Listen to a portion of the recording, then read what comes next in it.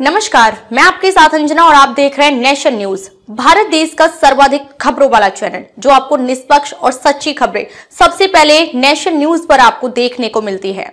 आइए बढ़ते हैं आज की बड़ी खबर की ओर। जेवर के किसानों को अब मिलेगा 4,300 रुपए प्रति वर्ग मीटर मुआवजा, मुख्यमंत्री योगी ने की घोषणा।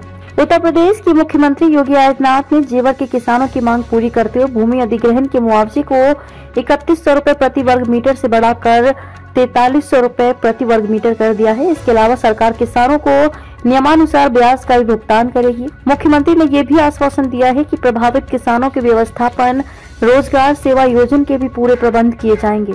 मुख्यमंत्री योगी आदित्यनाथ ने शुक्रवार को जेवर के किसानों की फरियाद सुन ली है। उन्होंने यहां पर भूमि अधिग्रहण का मुआवजा 3100 रुपए प्रति वर्ग मीटर से बढ़ाकर 4300 रुपए प्रति वर्ग मीटर कर दिया है। सरकार किसानों को नियमानुसार ब्याज का भी भुगतान करेगी। प्रभावित किसानों के व्यवस्थापन, रोजगार सेवा योजना के भी प्रबंध का पूरा भरोसा मुख्यमंत्री ने दिया है।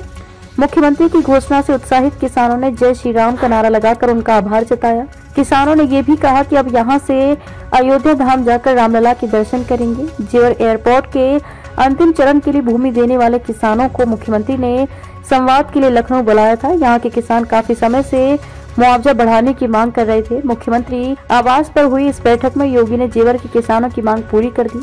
उन्होंने न सिर्फ भूमि अधिग्रहण का मुआवजा बढ़ाने की घोषणा की, बल्कि उनके अच्छे व्यवस्थापन के निर्देश भी अधिकारियों को दिए। मुख्यमंत्री ने कहा कि दशकों तक जेवर अंधकार में डूबा रहा, अब विश्व पटल पर चमकने को है तैयार। उन्होंने किसानों को संबोधित करते हुए कहा कि अगले 10 वर्षों में देश का सबसे विकसित क्षेत्र जेवर बनने जा रहा है। जेवर पे आपकी समृद्धि पूरी दुनिया देखेगी। देश व प्रदेश की तरक्की के लिए दान कर रहे भूमि मुख्यमंत्री ने बताया कि अगले वर्ष अप्रैल में प्रधानमंत्री नरेंद्र मोदी नोएडा इंटरनेशनल एयरपोर्ट का शुभारंभ करेंगे। उन्होंने ये भी कहा कि जहां पर जमीन के लिए गोलियां चलती थी, आज वहीं के किसान खुशी खुशी अपनी भूमि देश और प्रदेश की तरक्की के लिए दान कर रहे हैं। किसानों ने भी कहा कि उन्हें मुख्यमंत्री पर पूरा भरोसा है, उनके लिए तन मन और जमीन सब अर्पित है। मुख्यमंत्री ने किसानों को बताया कि जेवर एयरपोर्ट के पास विमानों की मेंटेनेंस, रिपेयर और ओवरहॉलिंग का वैश्विक हब बनेगा। इससे यहाँ रोजगार बहुत तेजी से विकसित होगा। मुख्यमंत्री ने कहा कि प्रत्येक किसान का हित सुरक्षित रहेगा। उन्होंने ये भी बताया कि जेवर एयरपोर्ट तक regional rapid transit system RRTS जाएगी। इसके लिए भारत सरकार को प्रस्ताव भेजा गया है।